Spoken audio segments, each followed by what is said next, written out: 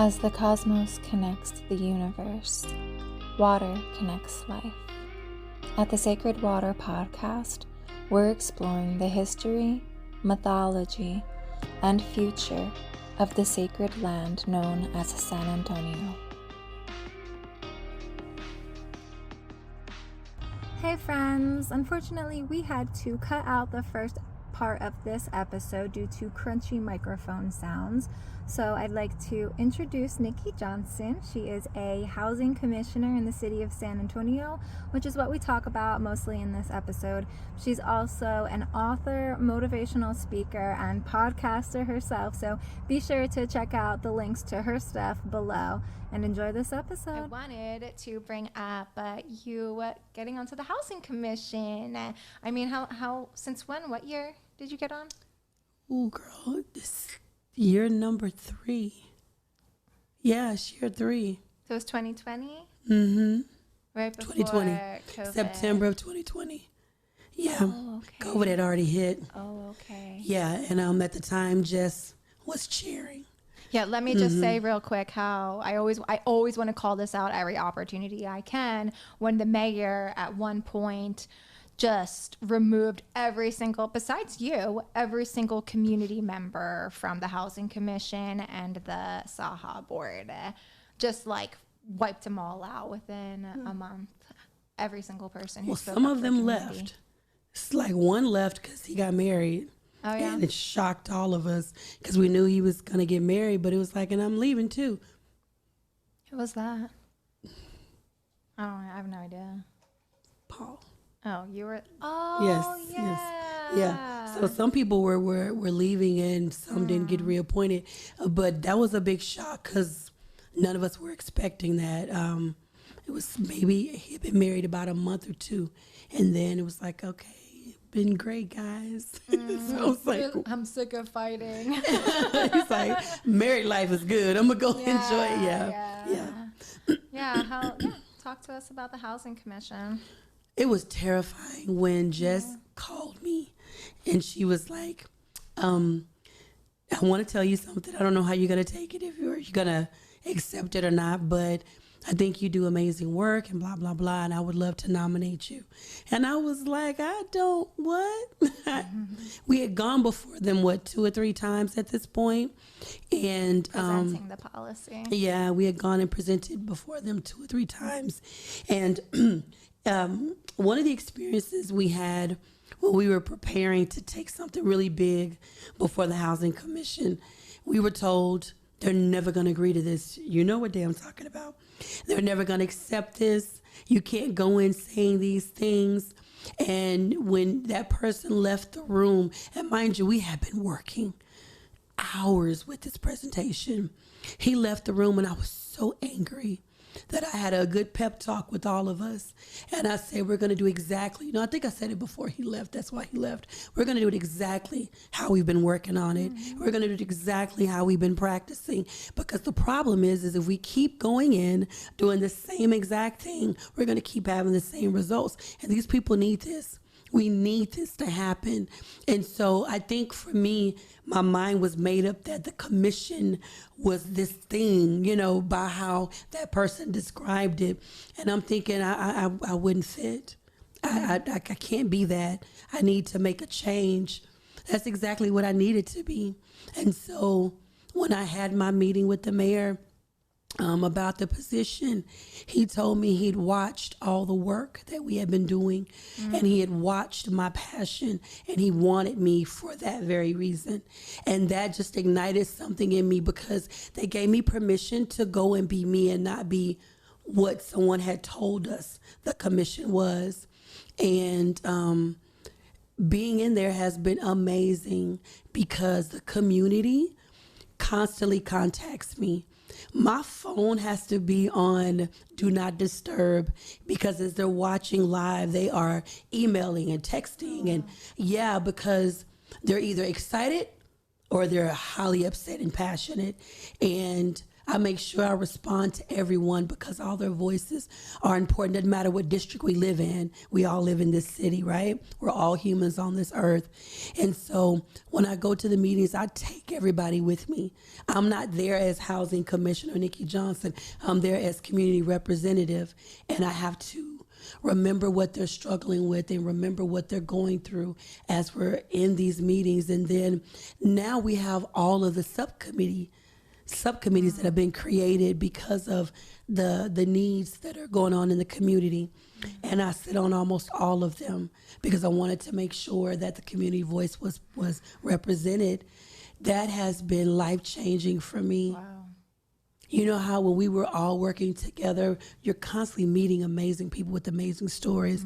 But these people are tenacious. Yeah. These people are the heartbeat of this earth. You know what I mean? Subcommittees? Yeah, the people that I get to meet working on the subcommittees, like when we go out into the community. I was like, who got chosen? Like, did they really choose community people? A lot, yes. A lot of community representation is on the subcommittees.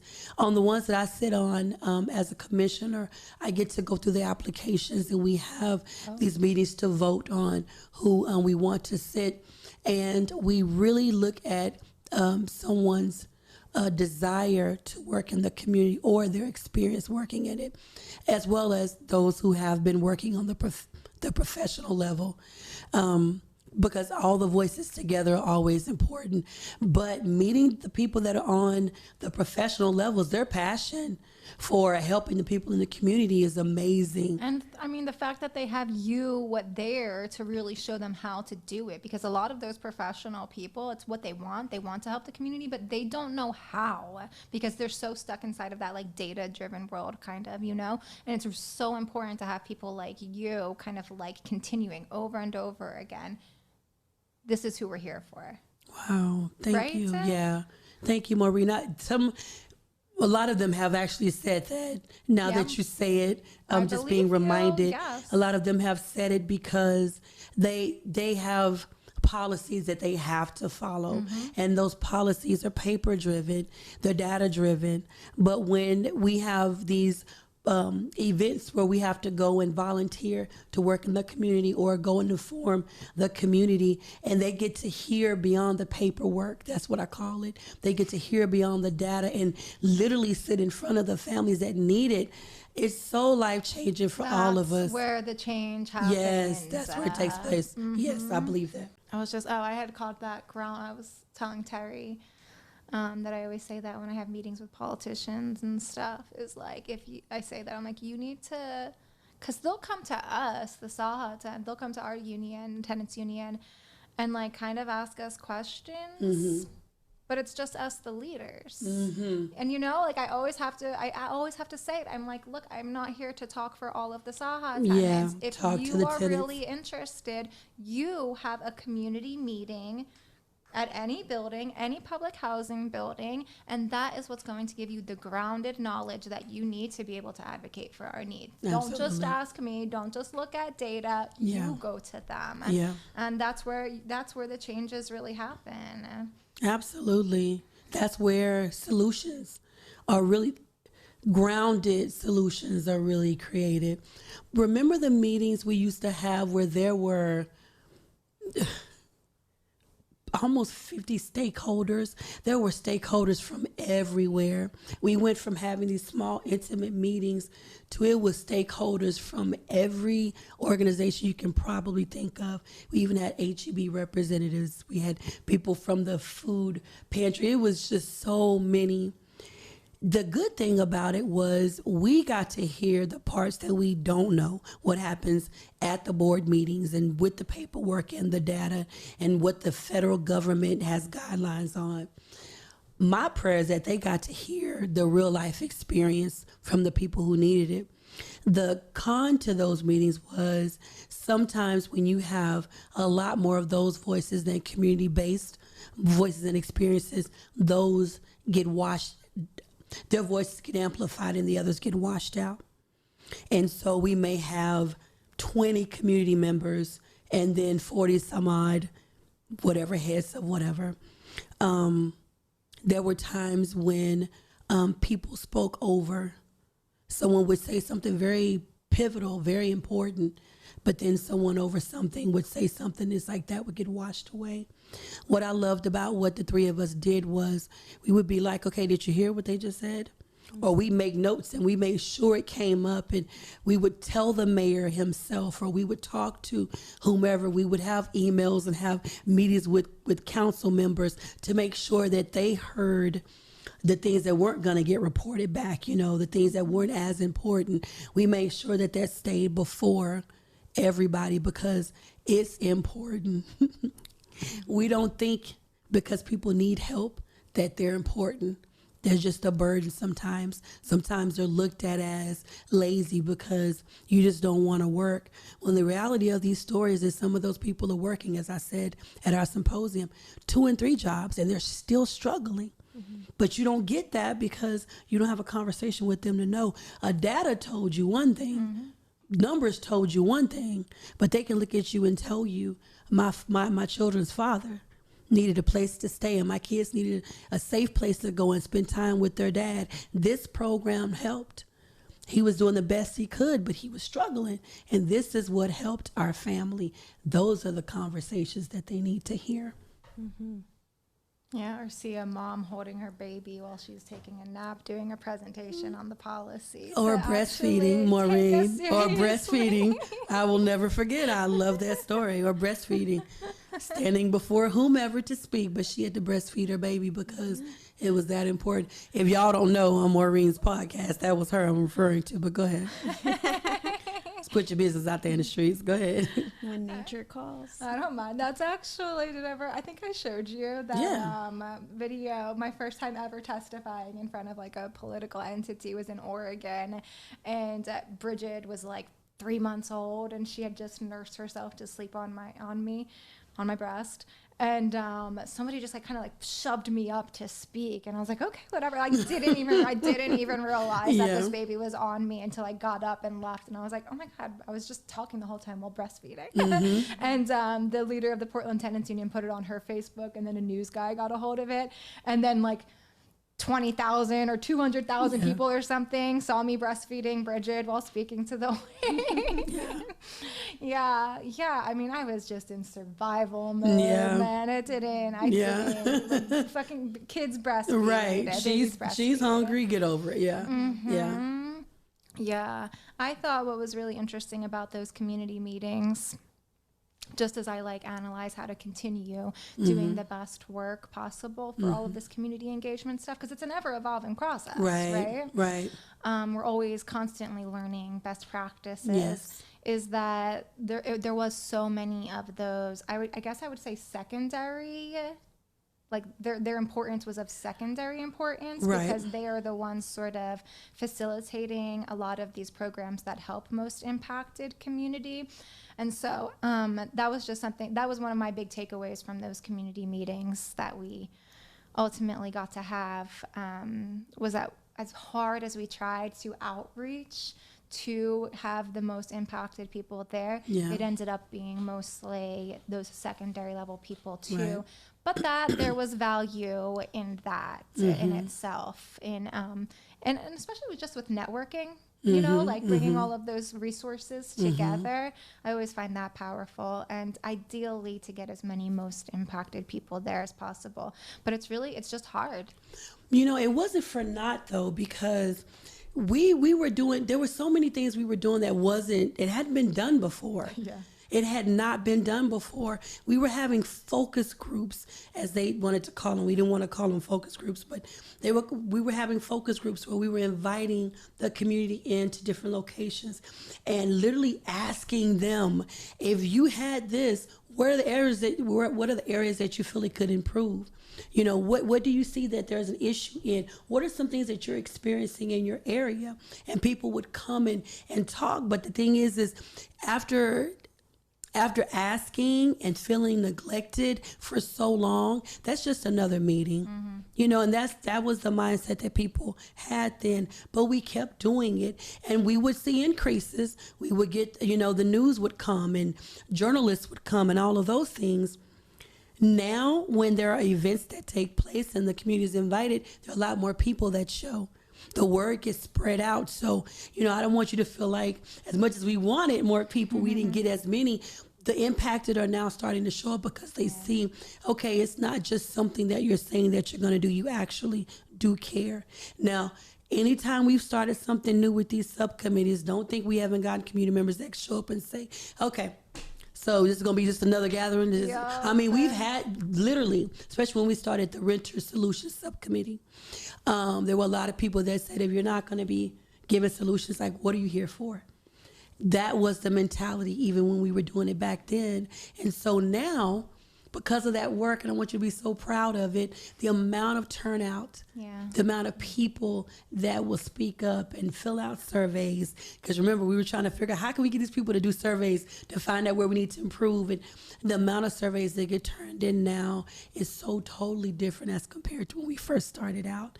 So now the people are starting to see that there is work being done on their behalf versus just another meeting that where no one's going to do anything. Mm-hmm. Yeah. Yeah. Yes. Quality. My brain is so. I'm like, I hope that they're quality surveys. Yeah. Well, as much as I can, Yes. as much as I can have an input, I'm trying to. But no, totally. I hear that. Terry had said similar stuff too. That her community engagement in District 5 has gotten a lot higher. And it is. And what we talked about there too, same exact conversation where I'm so skeptical, right? But we just inevitably have these hierarchies that exist. Yeah.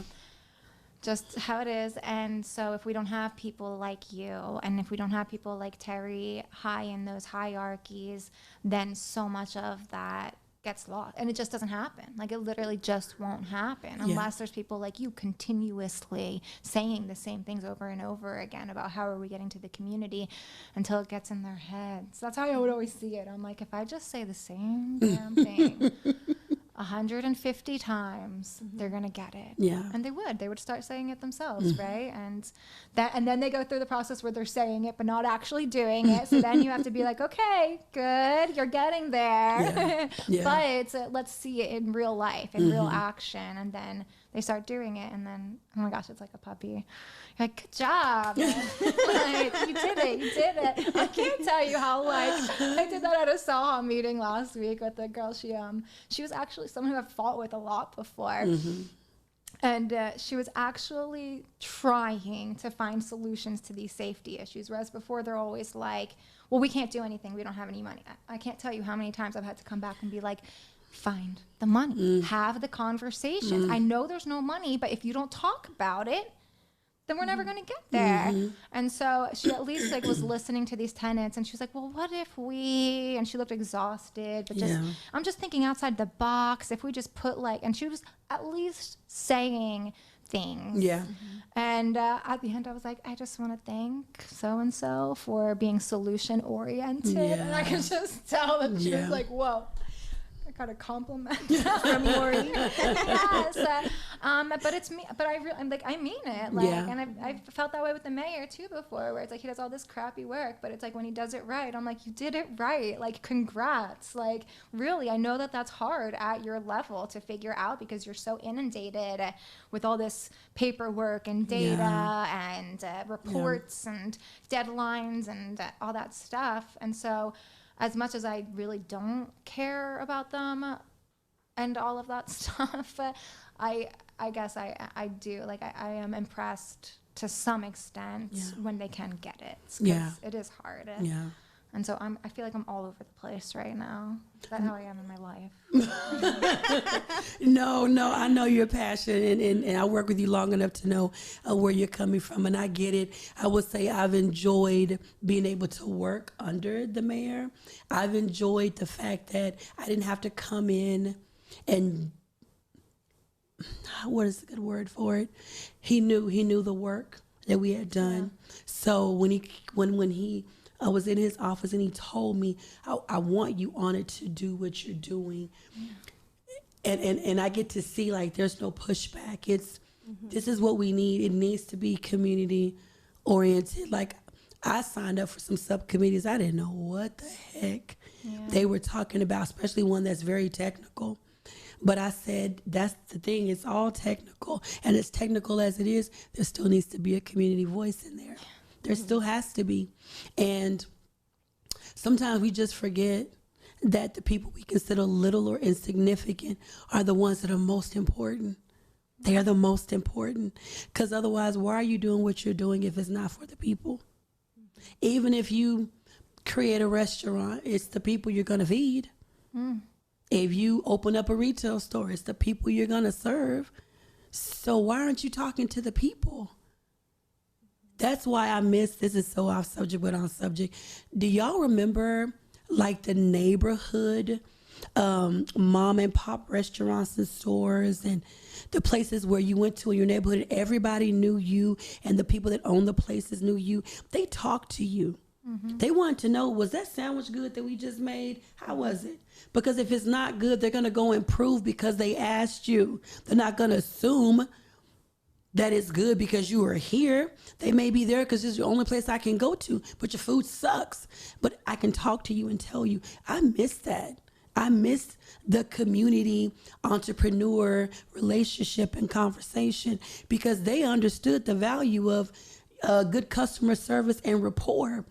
I don't exist if you don't come in here and patron my business. And I can't buy if you're not here for me. So we have to talk. It's the same thing that should happen in politics. It's the same thing that should go on in our cities and states. Why are you in that position if you're not talking to me? You service me, but we don't understand that. We get treated like we should be serving, and it should be the other way around. Yeah, I always say that to people to encourage them to speak up. Yes.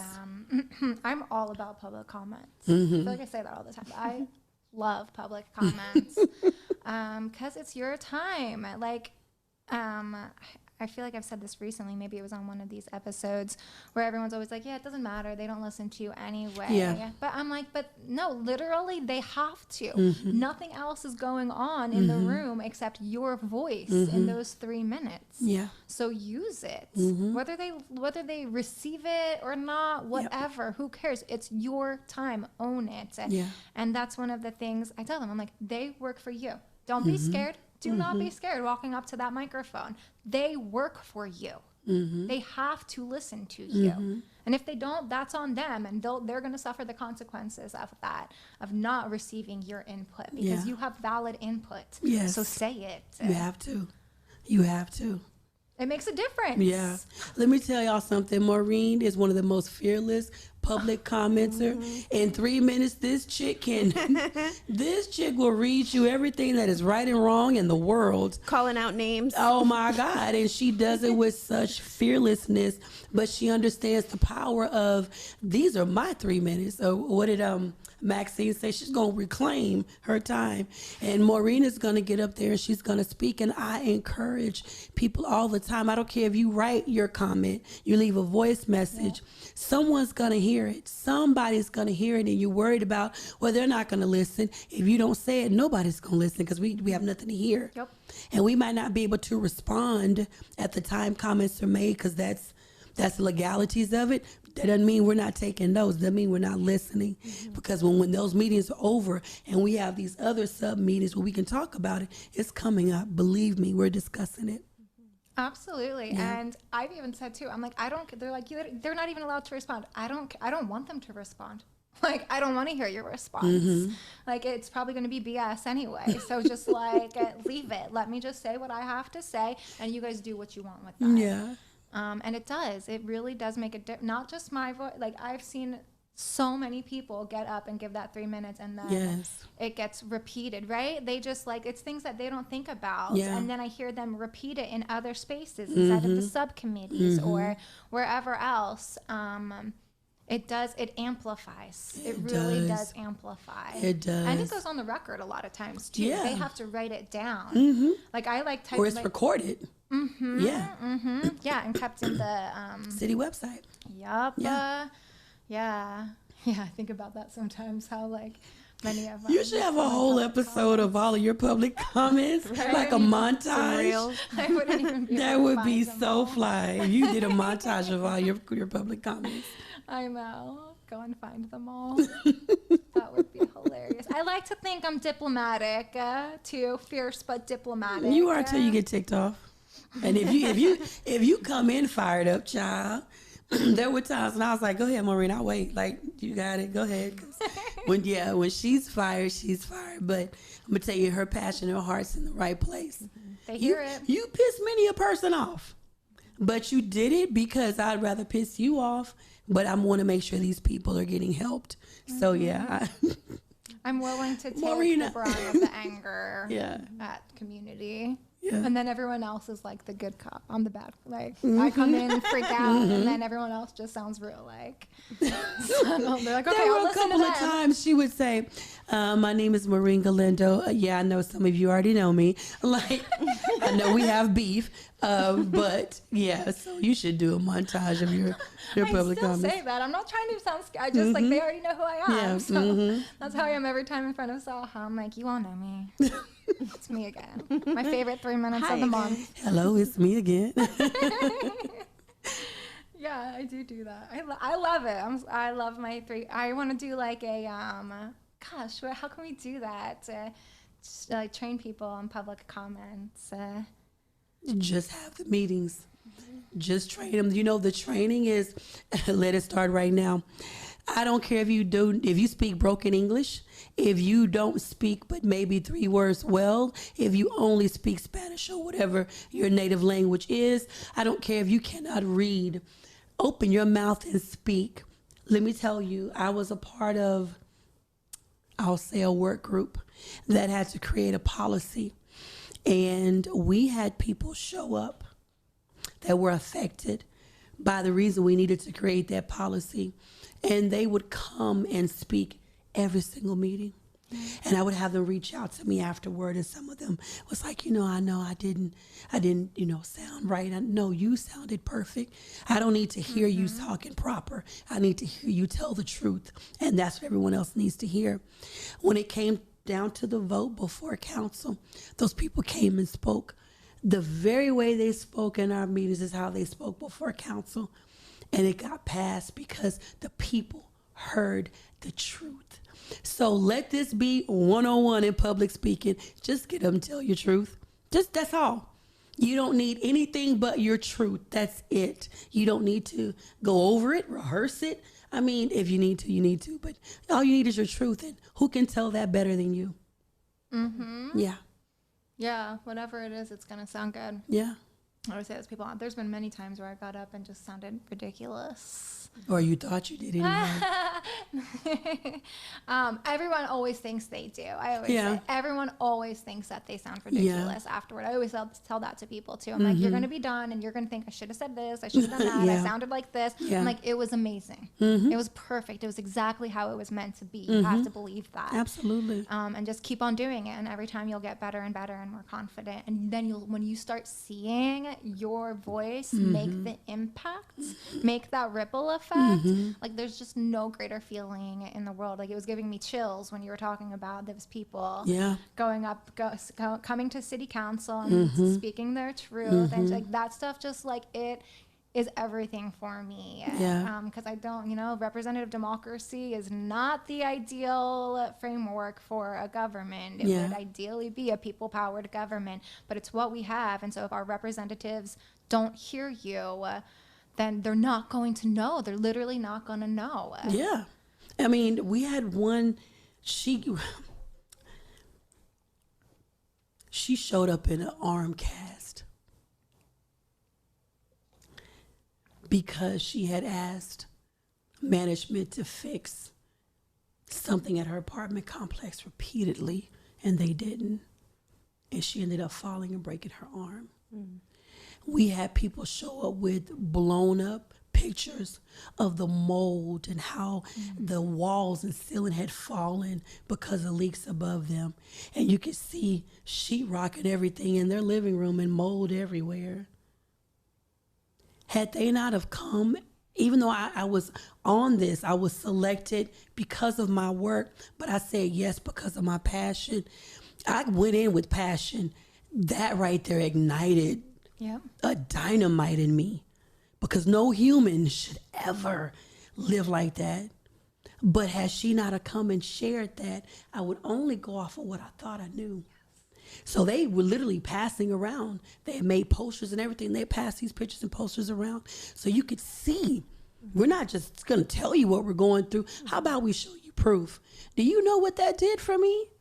Girl, I went home and I was studying, taking notes and trying to figure out what is it I can bring to the next meeting to make sure. Because I know we're always being recorded to make sure, even if I just have to say it, whether everyone else votes or not, it gets said by me. When they went before the council and shared, I was watching online because I couldn't make it in person that day. I was bawling and screaming. I was cheering and clapping because I was so proud of them. It takes a lot to get up and tell someone that you're living in these conditions. You know, that takes a lot of vulnerability and heart. But when the council responded and was saying, thank you for sharing your that you can tell it was that public comment section on top of what we ended up creating. I think it was a public comment section beyond what we created. What we created just had to back up the need. But them talking, oh my God, that was it. So anyone, please, I don't care what city or state you live in, show up. Show up at these meetings. Don't just let them make decisions on your life for you. Show up and open your mouth. I don't care if you feel like you made a mistake. I don't know how many times we thought we bombed. But, you know, if you feel like you didn't even do a good job, you don't know who you are affecting. Because I'm going to say this, I'm going to be quiet because it's not my show. You think that they're not going to understand because of who they are and what they do. You don't know how they grew up. You may remind them of their grandmother. Yeah. You may remind them of what they grew up in that they've never discussed with anyone. At our symposium, that woman came up to me. She was one of the ones that cried the entire time I was speaking. And afterwards, she came up to say thank you and started crying again. And she said, you reminded me of what I went through when I was growing up, as if she forgot. Mm-hmm. As if she forgot. And she said, you made me look at people in those situations differently. Mind you, she grew up like that. So somewhere up in there was a disconnect. When she became an adult, no longer had to struggle. She just remembered. So you never know who your public comment could affect. So, yeah, I agree with you. I encourage everybody, go and speak. And I imagine even if you see that reflected in data, to see pictures and the person experiencing it is way different. Absolutely. Because then you put yourself in, you have that empathy and you put yourself trying to sleep under that moldy, cracked ceiling or whatever, or your baby's trying to. Mm-hmm. And so that really is effective. Because data's going to say woman. So you're going to be put in category as a female. Mm-hmm. If you're Black or Hispanic, it'll put you there. Mm-hmm. What else will data be able to say? We made them put single mom onto the data for the rent relief. So maybe that. But what else? What else can what I described to you with about a broken arm and mold and sheetrock in your living room on the floor? Mm-hmm. How can you put that in data? Yeah. It's going to say statistics of female, Hispanic, income level below AMI. That's it. Mm-hmm. Head of household. Head of household. Yeah. Mm-hmm. How many children, maybe. That's it. Mm-hmm. What about the broken arm? Mm-hmm. What about how long they begged to have something done and couldn't get help? That's not going to be in there. That's why opening your mouth and us representing and us helping and speaking up, that's what they need to hear. Thank you for the numbers. I appreciate that. But thank you for showing up with your broken arm and your baby on your breast. Mm-hmm. Thank you. Mm-hmm. Yeah. That's what's making the difference. Thank you, Nikki, for doing all of that. I want to ask you about your podcast, and I want you to, let us know all about it. 2 podcasts. Yes. Your coaching business and kind of what your goals are there. So I actually have a few podcasts, and right now the main ones are the Queen's Takeover. The Queen's Takeover podcast airs live every Tuesday at 7 p.m. Central Standard Time on Facebook and YouTube simultaneously. I'm sorry. We got you talking all day. My solo podcast, I have a new one that starts in November that's called Dearly Becoming. And I'm crossing it over along with my life coaching business because I want to help people become the best version of themselves. And a lot of the times to become the best version of you, you have to unbecome some things that you've been, some mindsets and some ways and habits. So what I'm going to have is amazing guests on that will share their stories of how they got from where they were to where they are. We're going to have just open and honest conversations because even if you are becoming the best version of yourself, doesn't mean you don't go through life and life does not life, because sometimes life be lifing, right? Mm-hmm. Things happen. So I'm super excited about that, which I will be recording here in this amazing studio. Yay. Thank you, Maureen, for that. Yeah, so very excited about it, and it will be released. It'll start being released late November. My life coaching business. So I have been doing life coaching before I had a term. Yeah. I was the person that was always trying to coach someone through difficulties of life, and that passion comes from a lot of what I talked about today. When you go through things and you have the answers to help other people come out of it or go through it, why not share? It's like with you and your therapist business. I'm sorry. Was I supposed to talk about that? Is that okay? That's fine. Yeah, you want to help people get through the complexities of life and help them to overcome. And so that's a joy and passion of mine. I help everyone, and I know you're never supposed to say that. You're supposed to niche it down, but I actually do help millennials with transitioning. I also help people that are transitioning through, sometimes they're experiencing grief or loss, like they've been married for 40 years, their spouse dies, and they don't know how to start the new chapter of life. And so we have those areas of transitioning along with so many other things. And so I would love to work with anyone who's interested, who's watching. Please get in contact with me and let's have a discovery call and see if we are a great fit for each other. But where do they find you? They can find child everywhere. So I will have a YouTube channel up very, very soon. I don't know by the time this goes up, but it's called Dearly Becoming. But you can email me right now at nikkij.shine@gmail.com. You can find me on Instagram at Coach Nick, the Overcomer. You can also find me on Facebook as Nikki Johnson. My podcast, the Queen's Takeover podcast, you can find that on YouTube and Facebook, and I hope you can hear me, or it's on the screen right now. But I'll put it on the thank you so much. I can hear you just fine. Oh, great. Okay, great. So, yeah, that's how you can get in contact with me. Perfect. I just keep thinking of my experience with my previous church and how I was trying to get them. It was your idea, but to use their empty parking lot back during COVID. That was COVID, right? Yeah.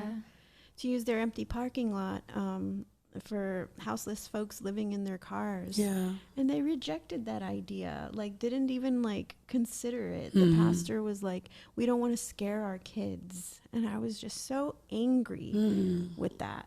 Mm-hmm. And, I ended up leaving the church not too long after that and a whole bunch of other stuff. But I don't regret that now. I don't regret, trying to stir the pot because of that, because families, I don't know, but yeah. That was, I think, that came up recently. It came up, at the health symposium, you shared your experience of houselessness. And so, and then when you said that, I was like, she could have been one of those families that we could have helped. Mm-hmm. You know what I mean? Mm-hmm. And that wouldn't have scared my kids at all. Mm-hmm. My kids probably would have played with your kids or something. So I don't know. I just wanted to share that. I'm glad you shared that. I have a desire to get a lot of different churches together and train them on how to serve the community. And part of one of the reasons why I want to do that is because there needs to be education.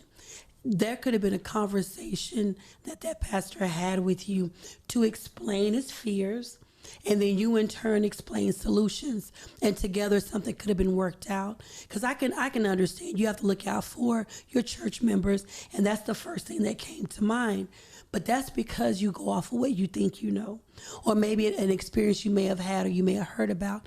But what about the 1,000 other different experiences? So what I want to do is bring churches together, really train them on how to serve, on how to properly do food giveaways, on how to be open and available for outreach in the community, because they're doing it a certain way, like the city was at one time. And this is the way that you've done it for 25 years. And just because people come and get the food, you think it's working. But what if there's a way to improve it and do it better, where you can really impact, not just give them food, but change their lives?